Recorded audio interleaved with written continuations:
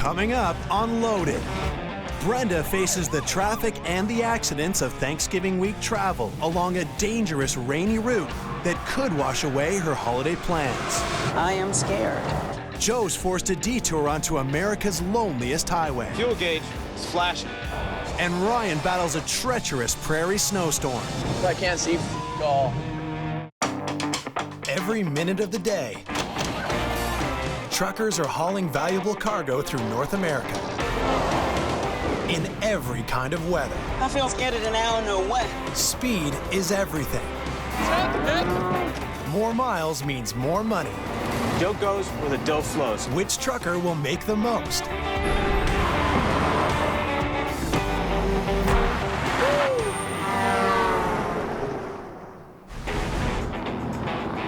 You've got to be competitive in this trucking game. If you're not competing, you're going to lose money, you're not going to make the money you need to survive, and then you're going to be looking for a new job down the road.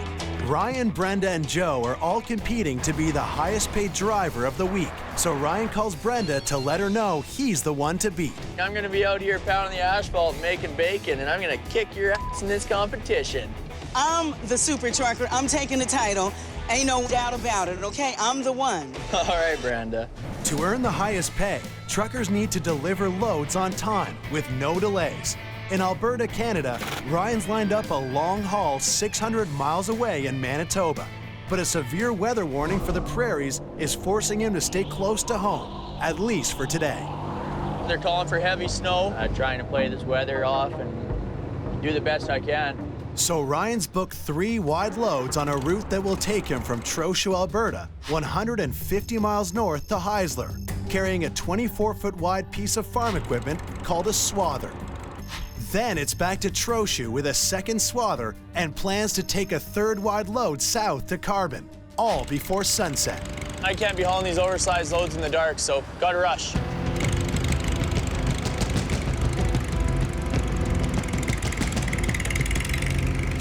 When we put them on, we'll back them on sideways. We're about 24 feet wide then, so it gets to be a little exciting. If Ryan can do all 3 loads today, plus the long haul to Manitoba, he could earn $3,120. But he'll have to race the clock and plow through a prairie snowstorm to do it. Over in Billings, Montana, Joe's trying to pick up a load of bees, but he's hit a roadblock. I show up here ahead of time, wanting to get out of here on time, and there's 2 other trucks ahead of me. Now I'm stuck here probably at least 4 or 5 hours. Joe's in line to take the bees 1,423 miles to Exeter, California.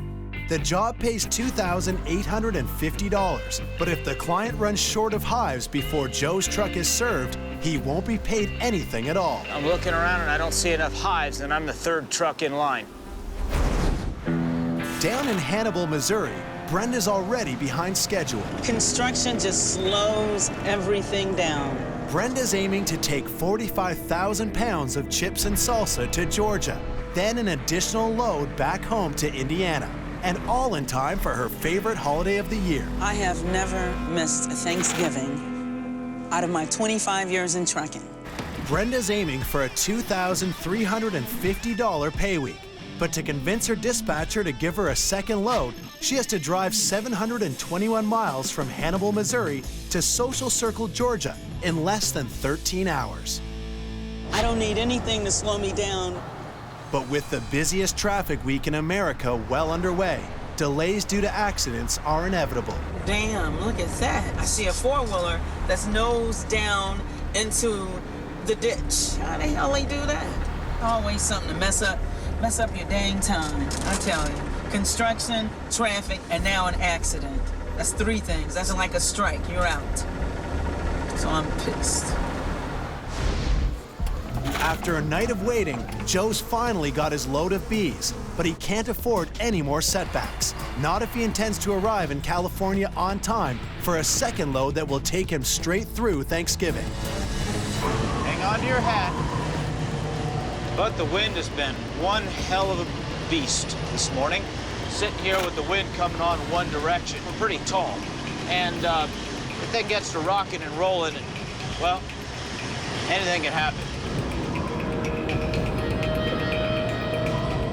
Joe needs to make up lost time before he'll even consider pulling over for a safety check. Now it's time to try and make that 4 hours up. With 9 million bees and 408 hives, pretty heavy load. It's gonna cost some fuel, but there's only one way to do it, and that's to get it done. We gotta put the pedal to the metal and make it happen. Up north in Alberta, Canada, Ryan's hogging the road with the widest type of load he ever carries. You gotta watch out, real careful when you're hauling this wide. There's lots of guardrails around. I can tuck over and the header will ride over top of the guardrails on my ditch side. But if it comes to a bridge deck or anything, the rails on them are normally quite a bit taller than how high the header lifts. So I'm gonna need to take up both lanes of road. And that means chancing an encounter with oncoming traffic. We can see the bridge here. Duck in the middle of the road here. But there's someone coming and I need the whole road because they got signs on the edge of this one.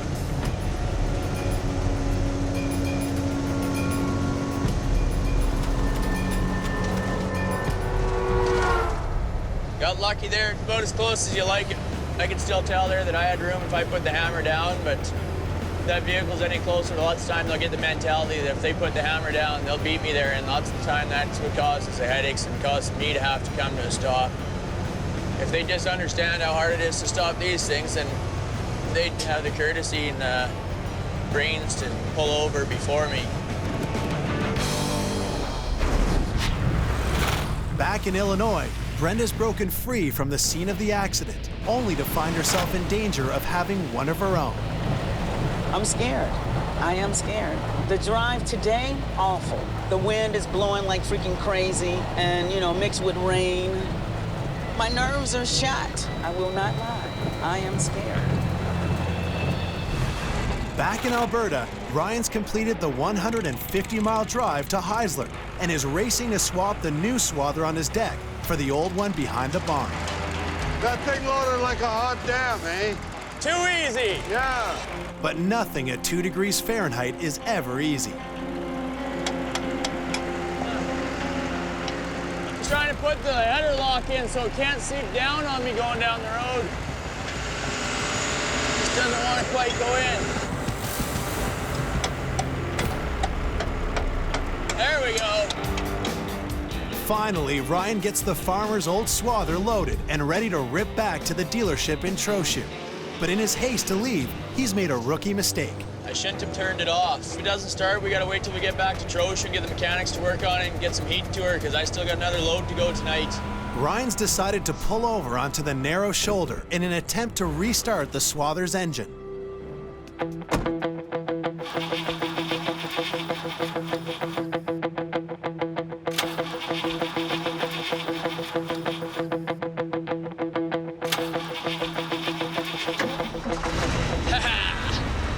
I'm in business. Be able to unload her and should be able to get my last load of the day done. But getting to Trochu's proving to be next to impossible. We're running into a roadblock, something that's gonna hold my day up. So the utilities company here, they just have to lift up the power lines so this compressor shack can fit underneath. He's too tall and would rip the power lines down, and that wouldn't be good for anybody. After a 45-minute wait for the compressor shack, Ryan is back on the move. But the wait is just too long, and Ryan's third load from Trochu to Carbon will never make it before sundown. Just bolt. Joe's made it through Idaho, but construction in the Nevada desert forces him to detour onto Highway 50, an old Pony Express trail that cuts a wicked path through the middle of nowhere. It's the loneliest road in America, so I don't have a lot of options. And of course, as I'm thinking about this, I look down and realize I need some fuel. But if Joe can't fill his tank soon, he could find himself stuck in the middle of the hot desert with a valuable load of temperature-sensitive bees. There's a station up here ahead. I've filled up here before. If Joe doesn't deliver by tomorrow night, he'll be forced to pay a $500 fine. Geez, would you look at this? Damn it. Stopping here would be a disaster. The bees would die in the hot desert sun, and Joe's good reputation would die with them. Brenda's 250 miles from Social Circle, Georgia, carrying a heavy load of food supplies. And while the rain has stopped, so has traffic. Look at that. It's every trucker's worst nightmare. And that's a scary thing. Mess me up. And for Brenda, it's one nightmare too many. She pulls off and hopes for a better day tomorrow. I'm upset. I just can't take it no more. Back in Nevada, Joe's driving on vapors by the time he makes it to his truck stop. I've never been so happy to see a station in my life. But he is on schedule, and if nothing goes wrong tomorrow, he'll be in California on time to collect full pay for the bees, and with enough time to pick up a second load before the Thanksgiving break. Ryan's third wide load had to be canceled when an unexpected roadblock ended his day. Now, to make up the loss, Ryan's risking it all, driving straight into a severe snowstorm to pick up a high-clearance sprayer from a dealership in Shoal Lake, Manitoba. It's a $4,000 run if he can get the cargo back to Alberta clean and in one piece. The highway's so snow-covered you can't see the lines. It's snowing hard. It's caking up on the windshield a bit. The snow is creating whiteout conditions, but Ryan can't afford to call it quits.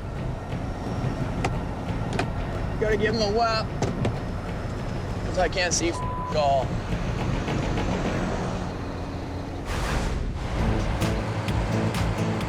Because of bumper-to-bumper traffic, Brenda's 45,000 pounds of chips and salsa heading to Social Circle, Georgia, won't be dropped off in time. I was sitting on the highway from that accident for 3 hours. I'm gonna be late for Thanksgiving. But things are about to get even worse. Brenda's dispatcher has given her second load worth $1,000 to another trucker. It just makes me so freaking mad. You know, I plan my route out. I figure out what time I'm gonna be there and everything. And when things happen, like that accident happens yesterday, you know, I can't control it. It's out of my hands. It makes me mad. I'm such a timely person, and I like being where I say I'm gonna be when I say I'm gonna be there, not being controlled by something else, you know, like an accident. Now all Brenda can do is finish off the late load to Georgia, then head over 1,000 miles towards home in Indiana with nothing to haul.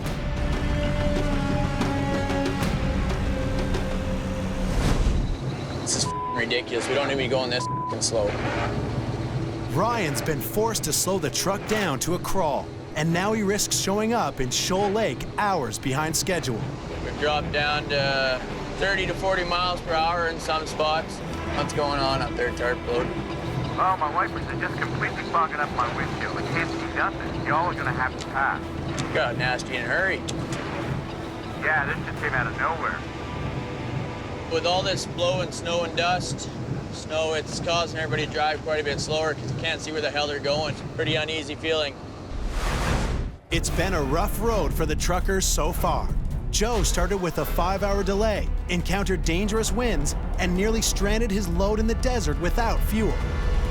Brenda's hit grueling construction, multiple accidents, and lost a load heading back north. Ryan was forced to cancel a load, and to make it up, he's headed into one of the worst snowstorms of the season. With each trucker still hundreds of miles from their final destinations, it's impossible to know who will make the most money. Ryan's been driving through the snow for 2 hours, and now he's not worried about arriving late. He's worried about arriving alive.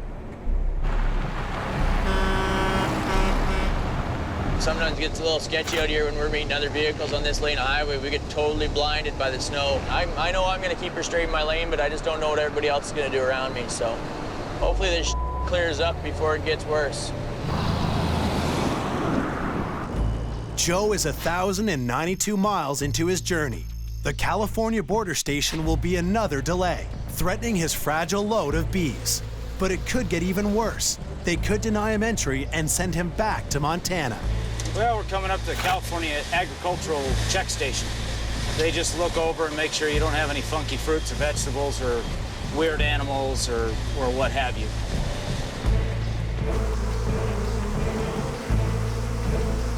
And if for some reason they won't let these beehives come into California, well, they'll turn us around. After a lengthy inspection, the official has found a suspicious insect in the netting. I cannot ID it until Sacramento because I don't have the credentials to back me up. We just take a picture, send it to Sacramento, and they tell me to release the truck or send it back. Joe's entire week hinges on one phone call to the state lab to ID this mysterious insect he's brought to the border.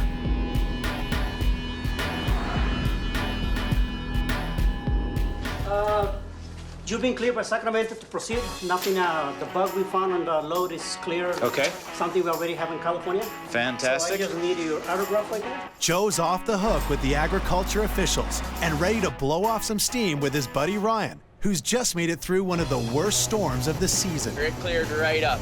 It's like night and day difference. Does your truck ever thaw out? No, she gets into one big solid block ice, man. That's a mess, actually. I don't let my shoes come in past the side of my door here. I drive with slippers all day long, even if I'm in the mud or not. So. In the summertime, I used to drive in flip-flops and a tank top, and then somebody told me that was illegal, so I stopped doing it. You driving with a tank top, that's the part that might be illegal. After a long drive, Ryan arrives late, but is able to load the sprayer onto his truck for the long haul back to Alberta tomorrow morning. And the guys left her out front and left the keys in it for me, so that's a huge bonus. Snowstorm, blizzard, freezing rain. I'm done with this for a day. Going to bed. Despite the delays in the desert, Joe's bees are arriving in Exeter on time without a fine. Well, the little bit of delays we had today fortunately didn't add up to a blown delivery, so that was awful nice. But back in Georgia, Brenda finally drops off the late load. After falling behind in Thanksgiving traffic and accidents, her plan for 2 loads is ruined. I'm just tired. I'm just ready to get home because it's been a rough week. It definitely has. Back in Manitoba, Canada, Ryan gets the minimum of sleep before howling winds and a blistering snowstorm convince him to set out before dawn. So we're just white knuckling here, trying to hold her between the white line and the zipper line and hoping for the best. The weather is so severe, Ryan must pull over to clean his lights. But he's not the storm's only casualty. When you go down the road, even snow covered, your tires get hot, create heat. As soon as you stop in this, they'll just melt down. It'll freeze, create a little bowl of ice around your tires, and you're. So I know this has saved my ass a few times, dumping some washer fluid on your tires. Because it doesn't even make sense how that melts so good, but let's see if it'll help this guy out here. There we go. There we go. Keep it rocking.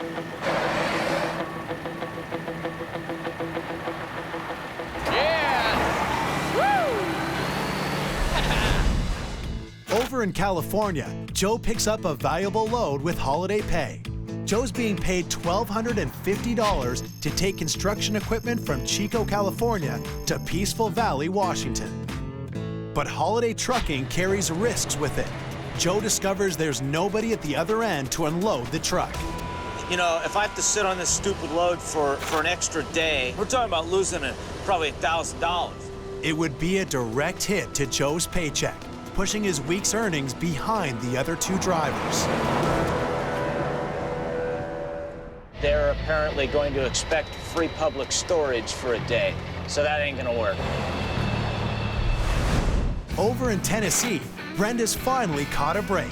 Her dispatcher has called again, this time to give her 9,000 pounds of oven filters to haul back from Tennessee to Rensselaer, Indiana. The new load saves her from driving home empty, but could keep her on the road late and ruin her plans for Thanksgiving. I've got to get home, you know, for sure, for that.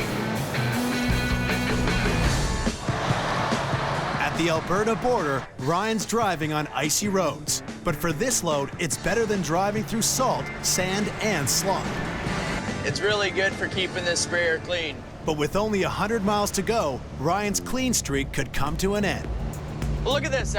All of a sudden, the roads are good. And all of a sudden, he's leaving a trail of sand. Gonna be making a fucking mess for no damn reason. Cleaning the truck will cost Ryan $200 and delay his drop-off. I gotta get in front of this guy. If I get it dirty this close to home, that's gonna be ridiculous. Your sand and salt. Got myself out of that predicament in a hurry. I only had to follow him for about a quarter mile. Ryan makes his delivery and won't be docked for a dirty sprayer. With 3 loads done and a whopping fuel bill, Ryan ends the week with a solid take of just over $2,000. Back in Indiana, Brenda's almost home. My original plan was to be home by 7 o'clock. But I had this extra run, and so it's putting me way, way behind. Brenda got her extra load, but it won't be enough to win the competition.